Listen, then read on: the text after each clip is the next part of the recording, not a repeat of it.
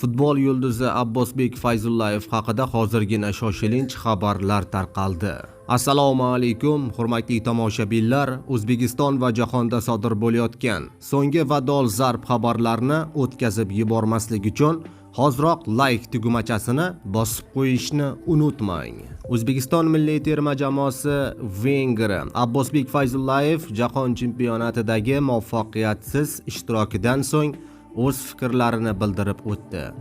Mundialda tarixiy ilk golimizga mualliflik qilgan bo'lsam-da, yakunlangan turnir haqida gapirar ekanman, natijada mutlaqo qoniqmaganligimni yashirmayman. Jahon chempionatida o'ynashimizning o'zi yetarli emas, musobaqada ishtirok etish orzusi ushalganligi haqidagi savollarga Abbosbek juda qat'iy javob qaytardi.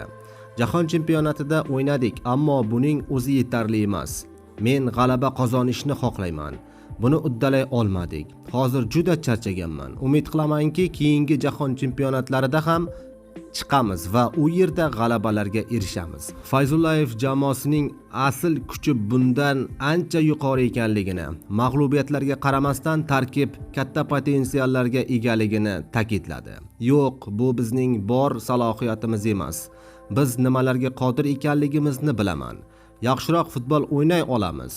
Eslatib o'tamiz, O'zbekiston milliy terma jamoasi o'z tarkibidagi ilk jahon chempionati guruh bosqichida uchala uchrashuvda mag'lubiyatga uchradi.